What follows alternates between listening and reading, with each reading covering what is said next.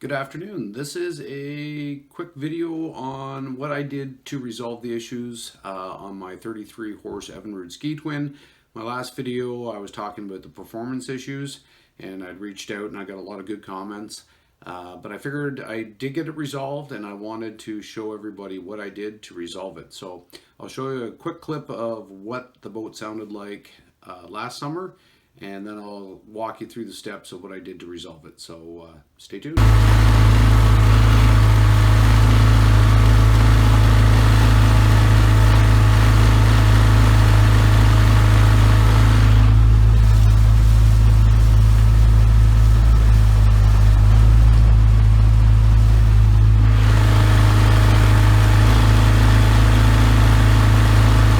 Here's what ended up happening to resolve this issue. I spoke to a gentleman across the lake that's been working on these older motors for ever and ever and ever.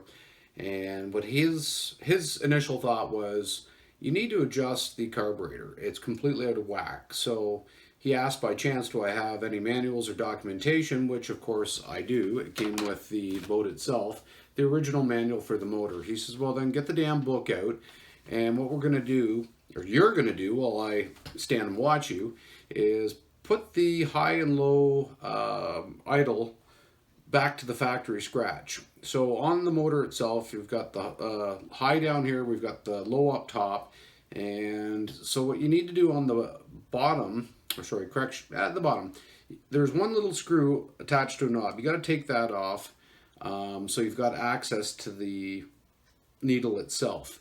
So with the cowling off, went to the book, and it indicated that we have to tighten clockwise the little needle until it gets snug, don't over tighten it, and then go back 3/4 of a turn, counterclockwise, spin it back.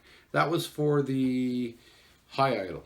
For the low idle, do the same thing. You have to turn it all the way clockwise until it gets a little tightish, don't over tighten it, and then actually spin it back 1.5 turns. And once that was set, took the boat out. It happened to be a really nice evening, very glassy lake. So I had somebody driving the boat. I'm out back and full throttle, and again it was sounding not so good.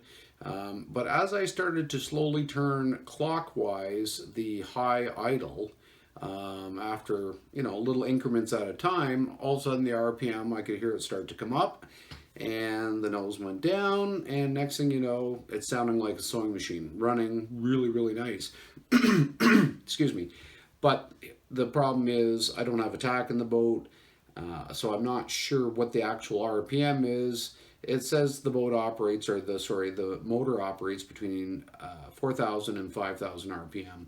Unfortunately, I don't have a tack, so I'm not sure. I didn't want to, over crank it and then start blowing cylinders or blowing something silly. So I think I'm getting about the correct performance.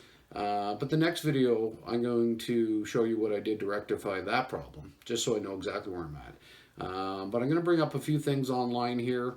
I'm going to show you the diagram or the page out of the book, and then I'll show you before and after. Check it out.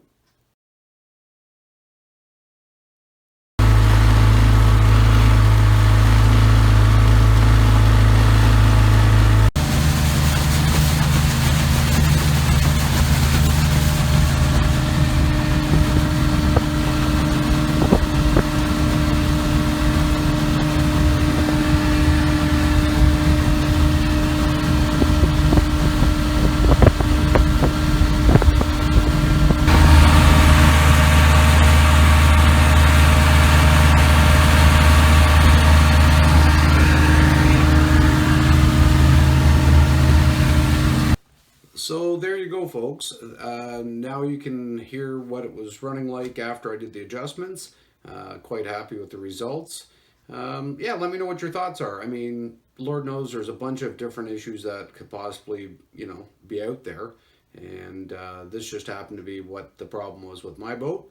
But it's running quite well, so I hope you enjoyed this video. If you got any questions, comments, concerns, fire them off to me. I'd love to be able to help anybody else.